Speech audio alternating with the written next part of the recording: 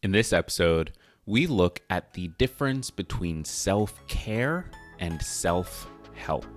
Get excited because this is Tiny Leaps, Big Changes.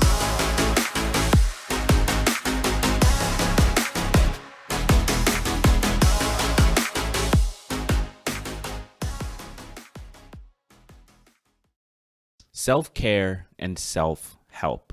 What's the real difference between these two? We often hear the words being thrown around interchangeably, as though there really is no difference. Self-care is self-help. And that might be true. It might be that certain self-care activities or certain self-help activities could fall into the other category. For example, one might practice meditation as a form of self-care, or they might practice it as a form of self-help, self-improvement. So what is the actual distinction between these two behaviors, and how does that distinction show up in our practice of them? How does that distinction change the way that we approach our individual needs on a day-to-day basis? I'm really excited to get into this topic, but before we do, I want to remind you that I recently built a self-care assistant to help you improve your morning routine. We're specifically focused on morning routine right now, but if you don't currently have a routine, or if you want a better one, if you're struggling to be consistent with your routine, then this assistant is going to help you to improve that. And if you're US based, you can get access right now. All you have to do is text the word routine to 910-407-1979. That's 910-407-1979. When you text the word routine, it's going to take you through a very short onboarding just to better understand who you are and what your needs are. And then it's going to help you figure out what you can add to your routine to make it more effective, when you can make that routine happen, and it'll hold you accountable to actually following through. So text the word routine to 910-407-1979 to get started. And if you're not based in the US but you want to join the waitlist, head over to tlbc.co/routine to learn more. So let's talk about the distinctions between self-care and self-help or self-improvement. And to do this, we're going to start with the underlying definitions of each. So here is the definition of self-care as written on the Everyday Health website, and the link to this article is in the description of this episode. The World Health Organization defines self-care as, quote, the ability of individuals, families, and communities to promote health, prevent disease, maintain health, and to cope with illness and disability with or without the support of a healthcare provider. According to this definition, self-care includes everything related to staying physically healthy, including hygiene, nutrition, and seeking medical care when needed.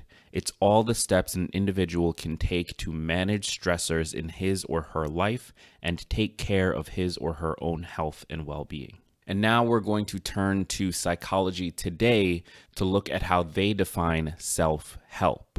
In contemporary parlance, the term self-help is associated with actions and interventions that a person can take on their own or with guided literature, as opposed to working with a clinician. Self-help can help you think about your goals with a big picture view. It encourages you to, for example, outline your short-term and long-term goals and whether they are realistic and achievable. Self-help can also help you be more systematic in the way you approach the changes you want to see.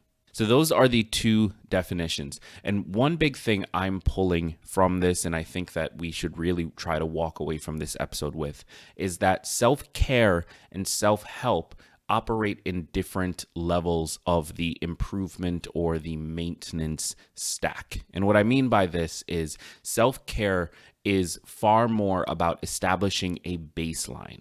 So it's not actually about improvement. It's not actually about being better than you were yesterday. It's not about goals. It's not about anything that has to do with making progress. It is caring about yourself. It is, by definition, establishing a baseline of what you want your life and your day and your health to look like.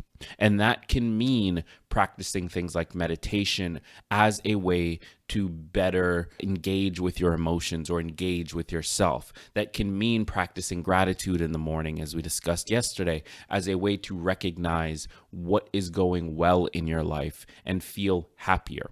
Whatever things you need to do in order to get yourself back to your baseline, whatever your levels look like, that is self-care. Self-help, on the other hand, is about progress. It's about improvement. It's about moving forward. And so this tends to be very goal-oriented. This tends to be very focused on what can I do today to be better than I was yesterday.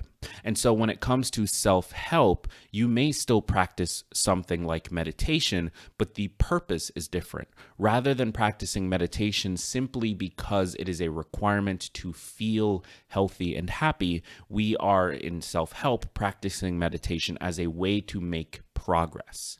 And one really interesting relationship that these two have, based on this description, is that oftentimes an activity could start as self-help, but become self-care. So again, going back to that meditation example, we might start meditating as a goal, something that we want to do more often because it helps us to manage our emotions, and that's an area we need to improve. And so we may start that as a self-help practice, but as it becomes a habit, as it becomes a routine, as it becomes a part of our identities, and as we build our lives and our baseline around it, meditation might then become a self-care activity. Now it's no longer about improving or gaining something, it's about maintaining.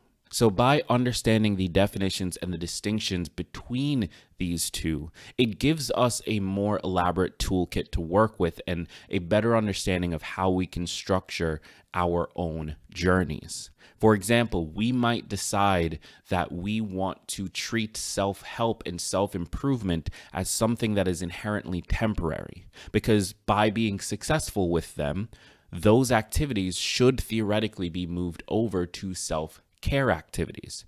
Running is a form of self-improvement. You are making yourself healthier, you're making yourself better, and it probably has some mental health benefits for you as well. However, if running becomes a part of your identity, if it becomes something you are consistently doing, all of a sudden that's actually a self-care activity. It's less about promotion, which is being motivated by what you can gain, and more about prevention, which is being motivated by holding on to what you already have. In this scenario, you would be going for a run, or you would be meditating, or you would be reading, or you would be doing whatever your thing is because it's a part of your identity. Because in order to get back to that baseline that you are looking for, you need to practice this behavior.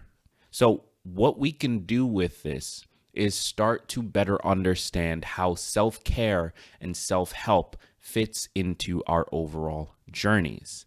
Perhaps for us, we look at, as I said earlier, self-help as a temporary activity. It's something that we do one activity at a time, either because there is this specific outcome we want to create in a specific period of time, or because there is a new behavior and a new activity that we want to internalize, that we want to identify with. For those things that have specific outcomes in specific timelines, maybe those don't become self-care activities. And so we don't need to internalize them. We don't need to turn them into habits or routines. We simply need to show up. And for those activities that we want to internalize, that we want to hold on to and identify with, we do need to focus on building habits and routines and making them a part of our lives and our identity so that they become prevention-motivated activities, self-care motivated activities, rather than self-help. So this was just a quick episode to talk a little bit about the definitions and the philosophy, how we can be thinking about our own journeys. And I want to hear your thoughts. What does this pop up for you?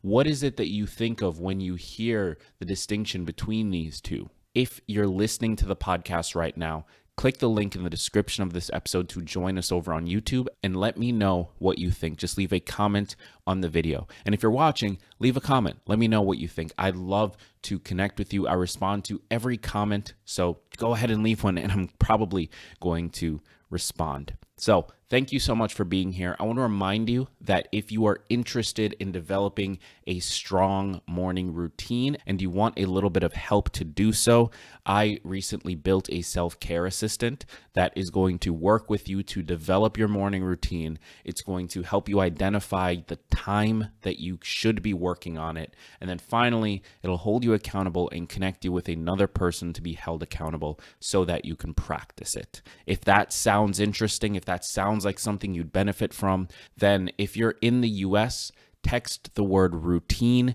to 910-407-1979. That's routine to 910-407-1979. And if you just want more information or you're not based in the US, you can join the waitlist. Head over to tlbc.co/routine. Thank you again. I've been Greg Clunis, and remember that all big changes come from the tiny leaps you take every day.